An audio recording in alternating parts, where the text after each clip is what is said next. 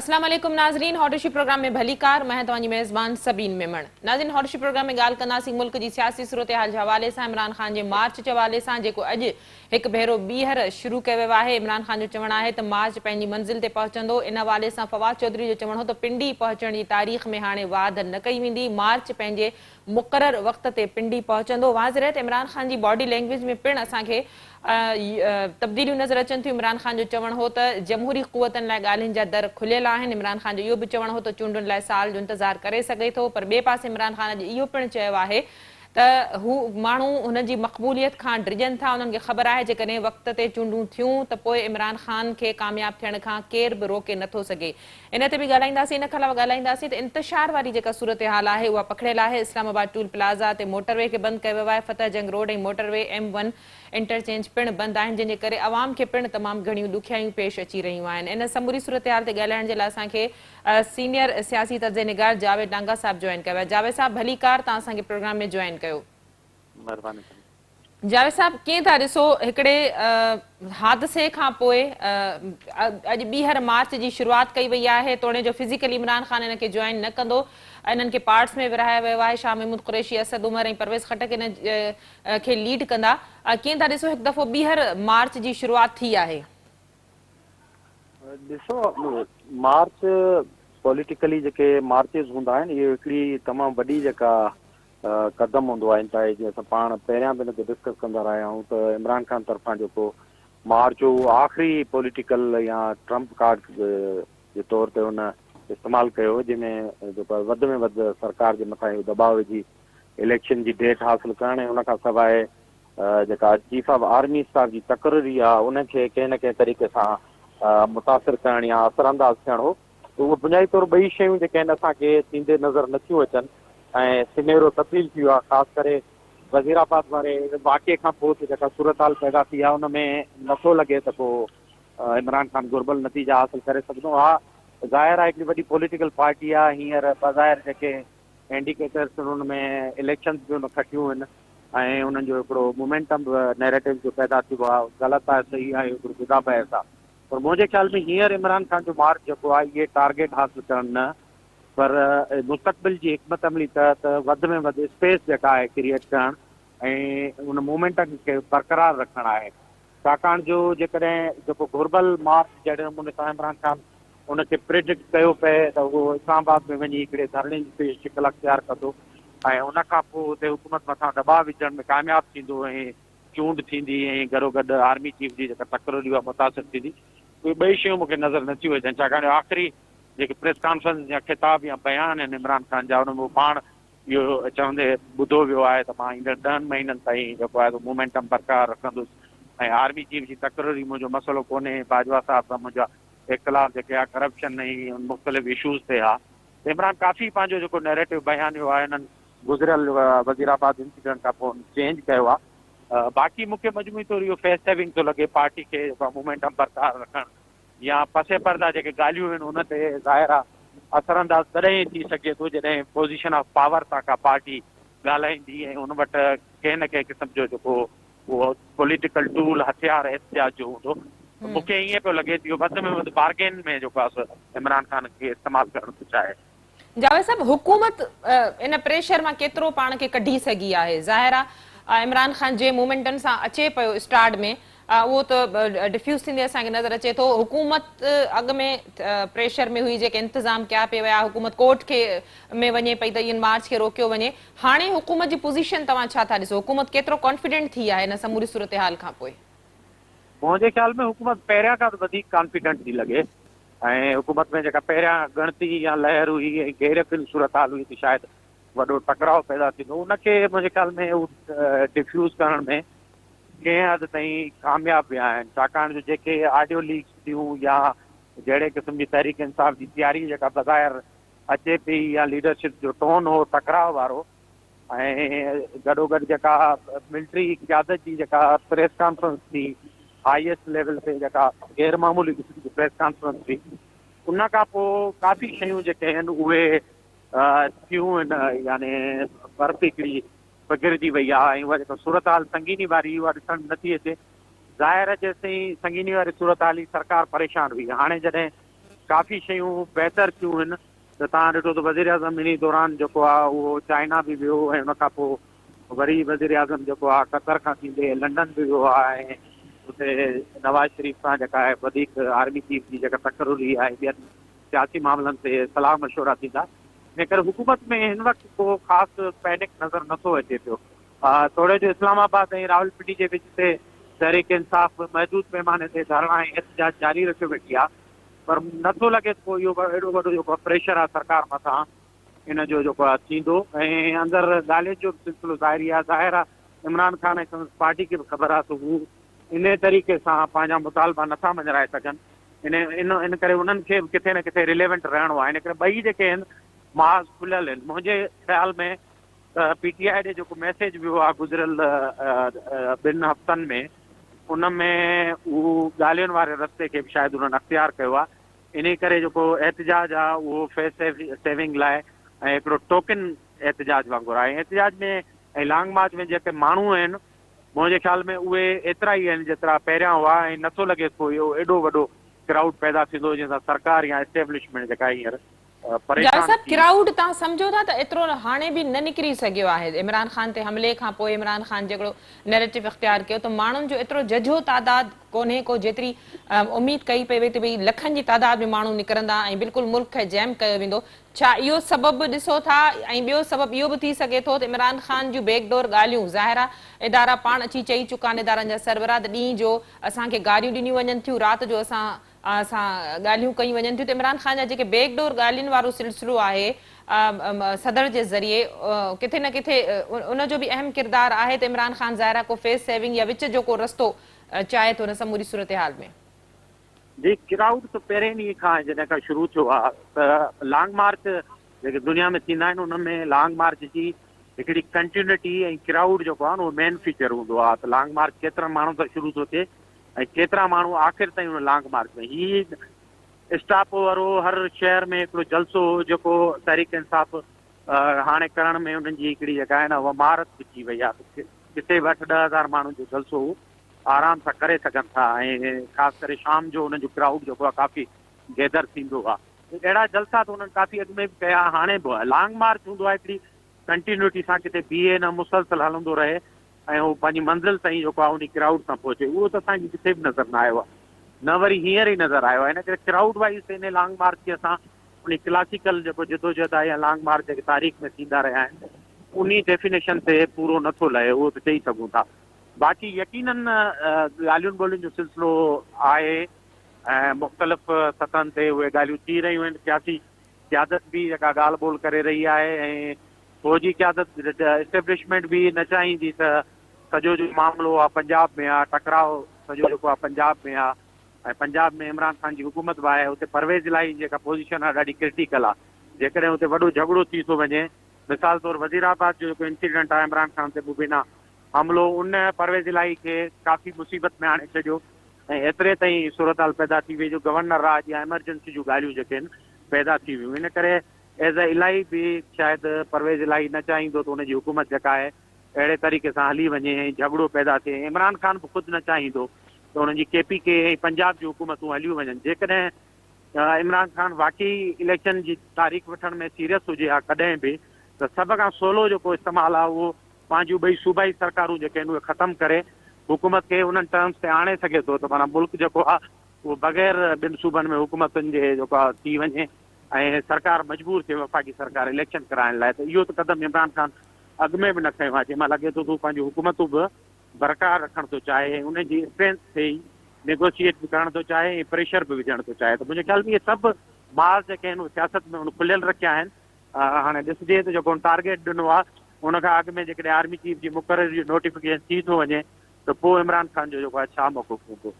जावेद साहब, इहो ॿुधाइजो त वज़ीर आज़म जी वतन वापसी जेका आहे सो कैंसिल करे वज़ीर आज़म सिधो जॾहिं लंडन बर्तानिया पहुचे थो, इनखे बि तमामु घणो अहम करार ॾिनो वियो ऐं गॾोगॾु अहम मुक़ररी जे हवाले सां जेका सूरत हाल आहे उन ते बि घणियूं जेके आहिनि से रूमर्स अचनि थियूं साम्हूं त भई एक्सटेंशन बि थी सघे थी, वाद बि करे सघे थी, या नई मुक़ररी जो बि इम्कान आहे। इहे मामला अञा फाइनल थी चुका आहिनि या इन्हनि मामलनि खे अञा वक़्तु ॾिनो वेंदो या बाजवा खे कंटिन्यू करायो वेंदो।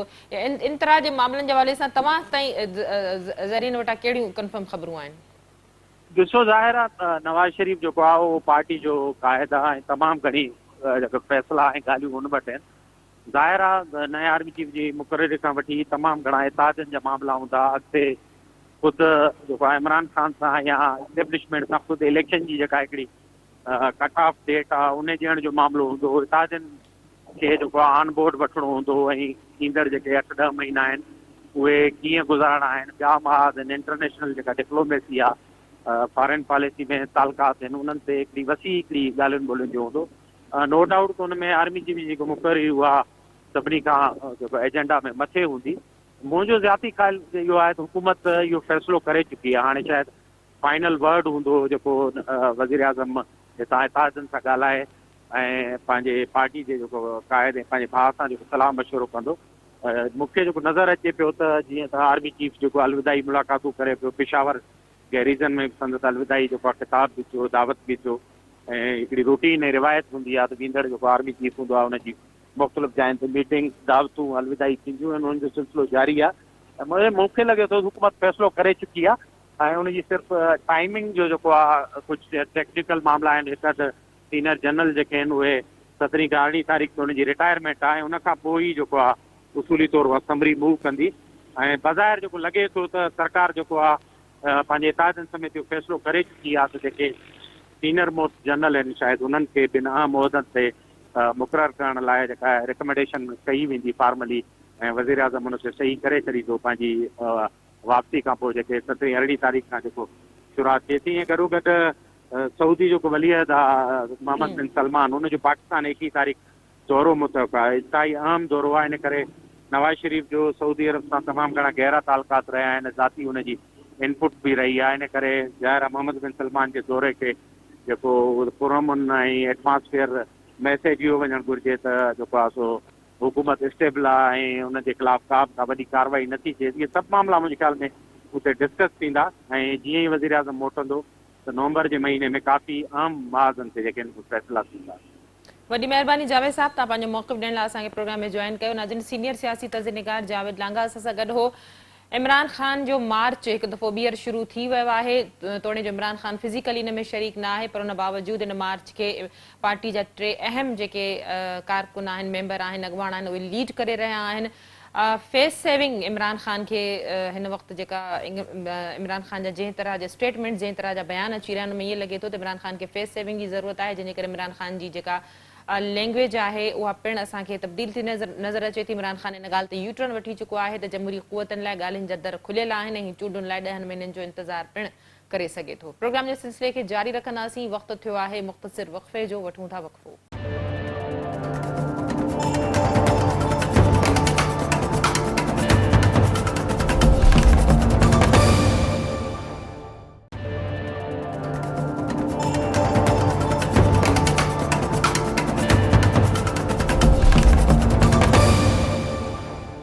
वेलकम बैक नाज़रीन। प्रोग्राम जे सिलसिले खे अॻिते वधाईंदासीं। ॻाल्हि कंदासीं बल्दियाती चूंडुनि जे हवाले सां। वाज़े रहे त बल्दियाती चूंडुनि जो ॿियो मरहलो कराची ऐं हैदराबाद डिवीज़न में अञा ताईं रहियल आहे, जंहिं जे हवाले सां सिंध सरकार जो मौक़िफ़ हो त ॿोॾ वारी सूरत हाल ऐं नफ़री जी खोट जे करे बल्दियाती चूंडुनि जो ॿियो मरहलो फौरी तौर मुकमल नथो कराए सघिजे। सिंध हुकूमत इन हवाले सां इलेक्शन कमीशन खे तजवीज़ूं पिणु ॾिनियूं त मरहले वार जेका असां बल्दियाती चूंडूं कराए सघजनि थियूं, पर बल्दियाती चूंडूं इलेक्शन कमीशन जो चवणो थो, जीअं त असांखे सिंध हुकूमत पारां लिखियो वियो आहे त नफ़री जी खोट आहे, सिक्योरिटी जो मसइलो थींदो, इन जे करे बल्दियाती चूंडूं फ़िलहाल मुक़ररु तारीख़ ते नथियूं थियनि। इन हवाले सां सिंध हाई कोर्ट कराची हैदराबाद में मकानी चूंडूं कराइण बाबति फौरी तौर रिपोर्ट तलब कंदे सिंध IG सिंध ऐं DG रेंजर्स खे सूमर ते रिपोर्ट पेश करण जी हिदायत कई आहे। सिंध हाई कोर्ट पारां रिमार्क्स ॾिना विया त बोर्ड में पुलिस जो कहिड़ो कमु हूंदो आहे, पुलिस उते कहिड़ियूं ज़िम्मेवारियूं पूरियूं थी करे। सिंध हाई कोर्ट में कराची हैदराबाद में मकानी चूंडूं कराइण बाबति जमात इस्लामी जी दरख़्वास्त ते ॿुधणी थी। इलेक्शन कमीशन जे नुमाइंदे चयो त इलेक्शन कमीशन जो इजलास 15 नवंबर ते थींदो, जंहिं ते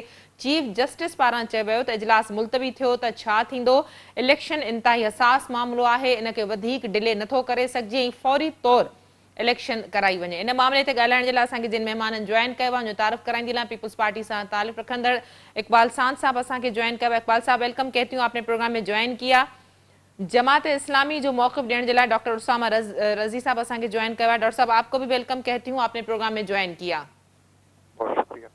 डॉक्टर साहब शुरुआत करूंगी, जमात इस्लामी की जानिब से जो दरख्वास्त दी गई सिंध हाई कोर्ट में कराची और हैदराबाद में बल्दियाती इंतखाबात के दूसरे मरहले के हवाले से आज उसकी हेयरिंग भी हुई है और सिंध हाई कोर्ट ने वाज़े अहकामात दिए हैं और रिपोर्ट भी तलब की है आईजी सिंध और डीजी रेंजर्स से मंडे को। तो क्या कहेंगे आपको लगता है कि बल्दियाती इंतखाबात के हवाले से जमात इस्लामी जो कोशिशें कर रही है कि बल्दियाती इंतखाबात हो सके, उनका इनकाद मुमकिन हो सके, तो वो हो जाएंगी?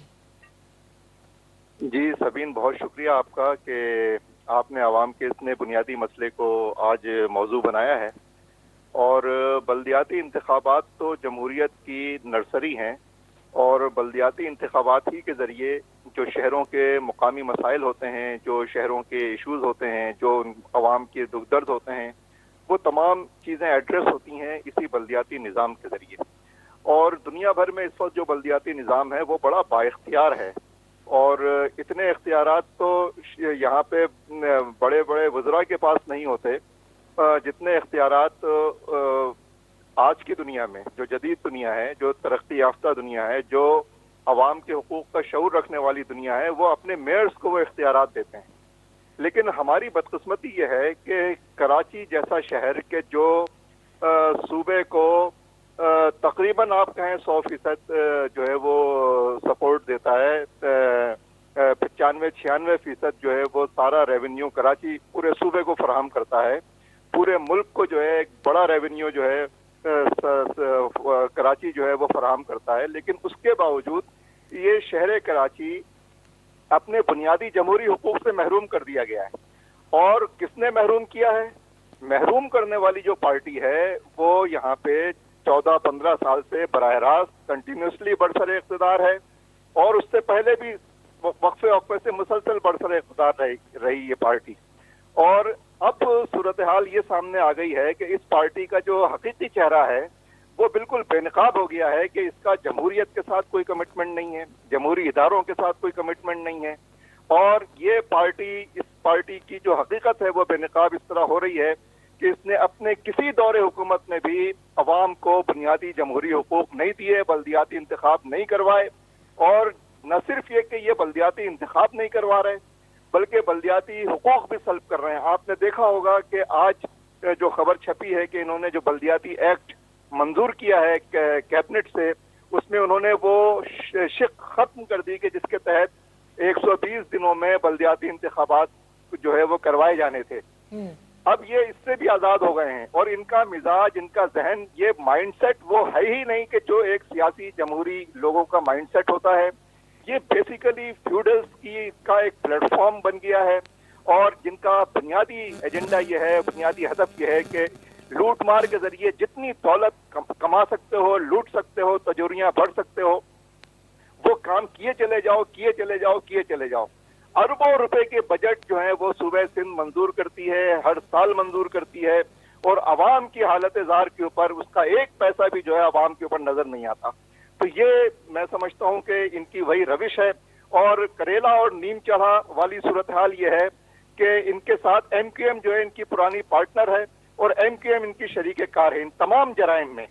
ये जो 120 दिन की शिक खत्म की गई है इसमें MQM और पीपल्स पार्टी बराबर के शरीक हैं।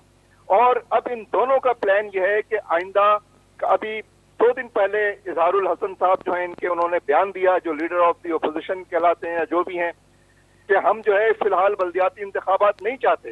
भाई आप कौन हैं कि आप चाहते हैं और आप नहीं चाहते हैं? ये तो एक कॉन्स्टिट्यूशनल प्रोसेस है, ये एक इंतखाबी अवाम का बुनियादी हुकूक का एक प्रोसेस है जिसको अपने शेड्यूल के मुताबिक, अपने वक्त के मुताबिक होना चाहिए, जारी रहना चाहिए। आप कौन होते हैं कि ये कहें कि हम अभी नहीं चाहते या अभी नहीं होना चाहिए? ये क्या बात है? ये इससे इनकी ज़हनियत का। डॉक्टर साहब मेरे साथ पीपल्स पार्टी का मौक़िफ़ देने के लिए इकबाल सांद साहब भी हैं, मैं उनका मौक़िफ़ ले लूं। इकबाल साहब, गुफ्तगू आपने सुनी, आज हेयरिंग भी हुई है सिंध हाई कोर्ट में, कराची और हैदराबाद में बल्दियाती इंतखाबात के दूसरे मरहले के हवाले से, और ये एलिगेशंस पीपल्स पार्टी पे लगते रहे हैं। पीपल्स पार्टी मुख्तलिफ वजूहात, मुख्तलिफ असबाब पैदा करके कहा जा रहा है पोजीशन जमातों की जानिब से कि आप लोग नहीं चाहते कि बल्दियाती इंतखाबात का इनेकाद मुमकिन हो सके। जी सबीन, बहुत शुक्रिया। बिस्मिल्लाहिर्रहमानिर्रहीम। मेरे दोस्त अभी जमात इस्लामी की बात कर रहे थे और उनकी गुफ्तगू से जो मैंने अखज़ किया एक नाकिस अकल के मुताबिक कि वो ये समझ रहे हैं कि पाकिस्तान पीपल्स पार्टी इलेक्शन करवाना नहीं चाहती।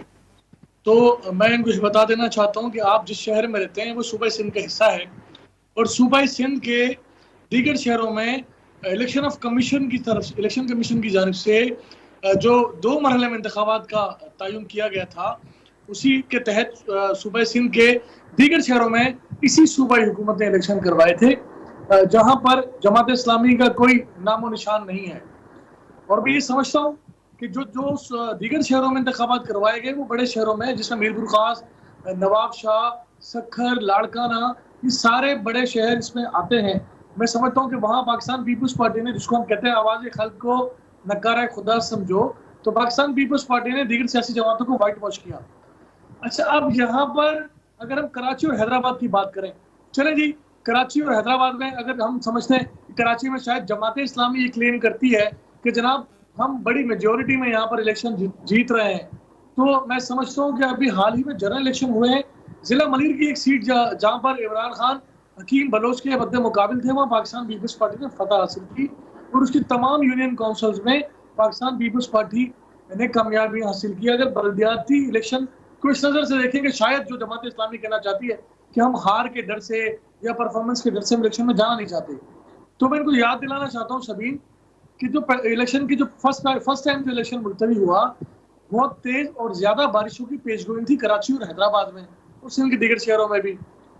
तो वो जो पहली बार इलेक्शन मुलतवी हुए, जमात इस्लामी ने इसी तरह शोर शराबा किया, इसी तरह कि जनाब कोई ऐसी बात नहीं है, बारिशों में इलेक्शन हो जाएगा। और आपने देखा कि पूरे सिंध में कितनी बड़ी तादाद में बारिश, और कराची उससे बहुत ज्यादा मुतासिर हुआ, हैदराबाद भी मुतासिर हुआ। और बाद में लोगों ने कहा जनाब बिल्कुल सही फैसला था, अगर इलेक्शन होते तो इलेक्शन का जो प्रोसेस था वो ठीक तरह हो नहीं पाता, वहां वोटों के लिए वोट नहीं दे पाती, और जिस मकसद के इलेक्शन होता है वो मकसद पूरा नहीं होता। फिर एक और डेट दी गई, उस डेट से पहले कुछ अर्सा पहले सूबे सिंध में पाकिस्तान की तारीख का बदतरीन सैलाब आ गया। उस बदतरीन सैलाब को सारी दुनिया में जिक्र किया जा रहा है। अगर कोई किसी को समझ नहीं आ रहा तो वो शायद जमात इस्लामी है। सारी दुनिया में इसका जिक्र होता है। और बदतरीन सैलाब में हुकूमत सिंध की तमाम तर तवज्जो उन सैलाब मुतासरीन के लिए है, तमाम तर तवज्जो उनको दोबारा अपने घरों पर आबादकारी के लिए है, तमाम तर तवज्जो सैलाब से मुतासरा जो इलाके हैं उनकी देख रेख के लिए है। इंतजामिया वहाँ मसरूफ है, पुलिस वहाँ मसरूफ है। और फिर हम आगे बढ़ते हैं तो जनाब तहरीक इंसाफ के धरना मार्च की बात शुरू हो जाती है, तो फेडरल सूबे से पुलिस मांग लेता है। तो बात ये दोनों बातें मिला जुलाकर हुकूमत सिंध ने कभी इलेक्शन से राय फरार इख्तियार नहीं की है। पाकिस्तान पीपल्स पार्टी ये समझती है कि शहर कराची में इस वक्त पाकिस्तान पीपल्स पार्टी और हैदराबाद में तमाम सियासी जमातों से बेहतर पोजीशन में है। इस बात की दलील मैं इस तरह दे सकता हूँ कि जमात इस्लामी की दोस्तों उनकी बारी में पूछिएगा कि आपने पूरे शहर से कैंडिडेट कितने खड़े किए हैं। मैं समझता हूँ कि इस वक्त शहर कराची में जितनी बड़ी तादाद में कैंडिडेट तमाम यूनियन काउंसिल और पाकिस्तान पीपल्स पार्टी के, इतने किसी और जमात के नहीं है। तो इसका मतलब शहर कराची के हर नशिस्त पर, हर यूनियन काउंसिल पर पाकिस्तान पीपल्स पार्टी ने अपने नुमाइंदे मुंतखब किए हैं। लेकिन पाकिस्तान पीपल्स पार्टी ने इंतखाबात मुमकिन बनाने के लिए क्या इक़दाम किए, ये भी तो सिंध हाई कोर्ट में हेयरिंग हुई है, और जो कि कहा जा रहा है कि सिंध हाई कोर्ट के चीफ जस्टिस की जानिब से कि मजीद इसको डिले नहीं किया जा सकता। तो सिंध हुकूमत ने क्या कोशिशें की हैं? एमक्यूएम और पीपल्स पार्टी के वफद के मुलाकात की असल वजूहात क्या? बल्दियाती इंतखाबात और उसके एक्ट में तरमीम का मामला नहीं था? क्या आप लोग नहीं समझते कि पीटीआई या जमात इस्लामी की पोजीशन कराची में मजबूत है? देखिए, ये तो इनकी खामख्याली ख्याली है, मैं समझता हूँ। ठीक है, हर सियासी पार्टी को ऐसा लगता है कि जनाब हमारी पोजीशन बड़ी मुस्तहकम है, लेकिन पाकिस्तान पीपल्स पार्टी बहुत अच्छी पोजीशन में इस शहर में अपना मेयर लाने की पोजीशन में है।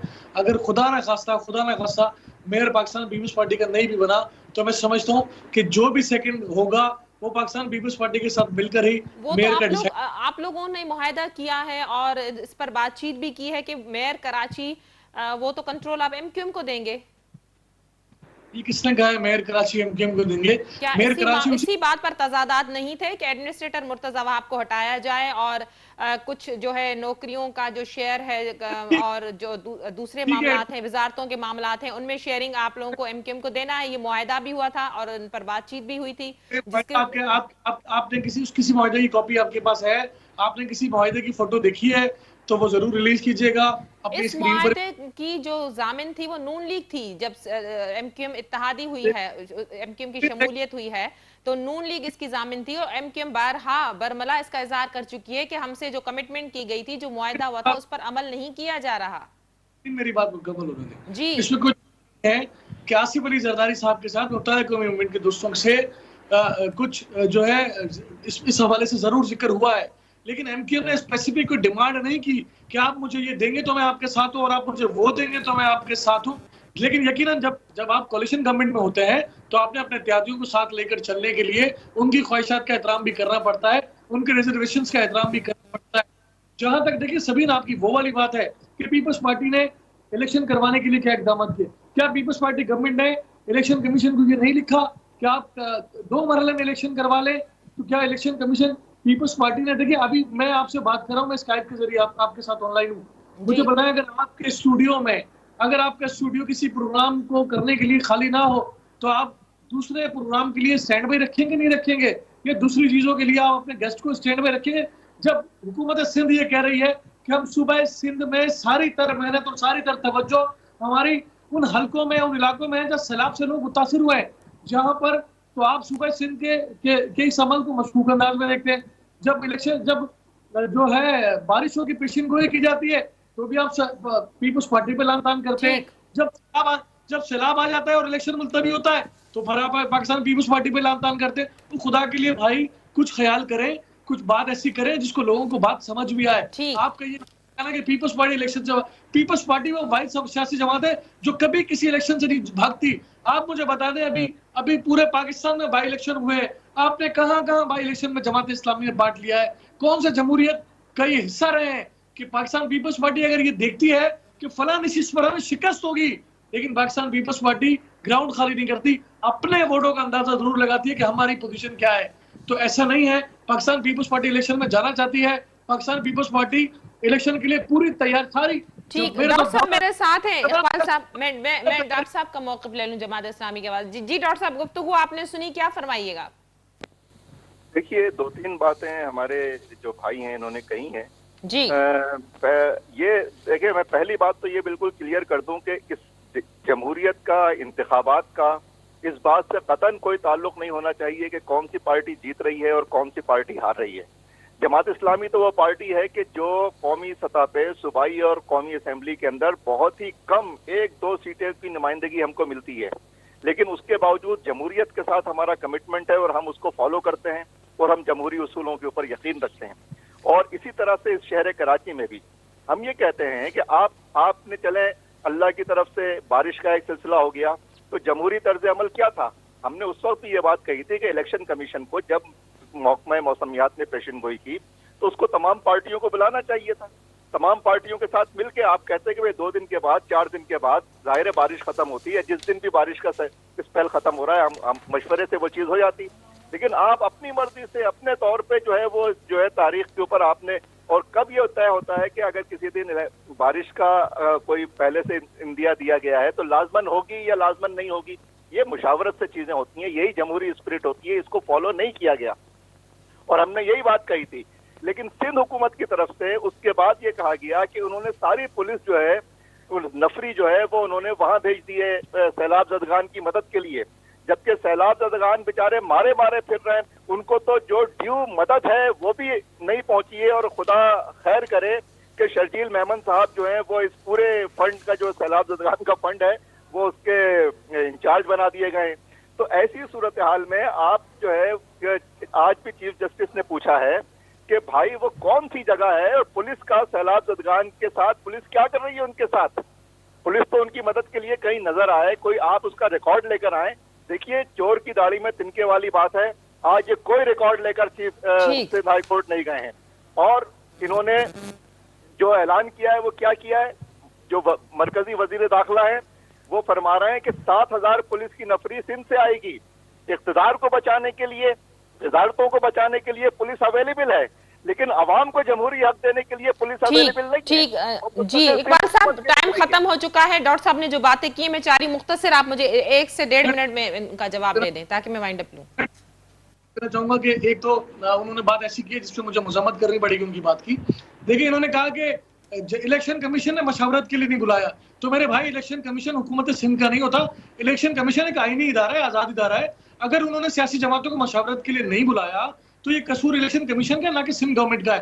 पहले तो इसको दुरुस्त कर लीजिए और अपनी मालूमात को भी दुरुस्त कर लीजिए। बहुत शुक्रिया आप दोनों मौजूद मेहमानों का, आपने आज के प्रोग्राम में टाइम दिया। नाजरीन, जमात इस्लामी ऐं पीपल्स पार्टी जो मौक़िफ़ तव्हां ॿुधो। बल्दियाती चुननि जे हवाले सां जमात इस्लामी जो मौक़िफ़ हो त सिंध जे अवाम खे पीपल्स पार्टी 14 सालनि में निंधणको करे छॾियो आहे, उन्हनि खे पिनण जोॻो बणाए छॾियो आहे। सिंध जा माण्हू हिन वक़्तु बदतरीन सूरत-हाल मां गुज़री रहिया आहिनि ऐं बल्दियाती चुननि जे हवाले सां उन्हनि जो चवणु हो त पीपल्स पार्टी पंहिंजी ज़िम्मेवारी खे महसूस करे ऐं पीपल्स पार्टी पंहिंजे हार जे ख़ौफ़ खां हिन वक़्तु बल्दियाती चूंडुनि खां भॼी रही आहे। वाज़िर आहे त सिंध हाई कोर्ट में बल्दियाती चूंडुनि जे हवाले सां अॼु पिणु हियरिंग थी। सिंध हाई कोर्ट जे चीफ जस्टिस पारां चयो वियो त इहो इंतिहाई हसास मामिलो आहे, इलेक्शन कराइण लाज़मी आहे, हिन मामले खे वधीक डिले नथो करे सघिजे। अॼोके प्रोग्राम में एतिरो ई। ईंदड़ प्रोग्राम ताईं ॾींदा इजाज़त। अल्लाह वाही।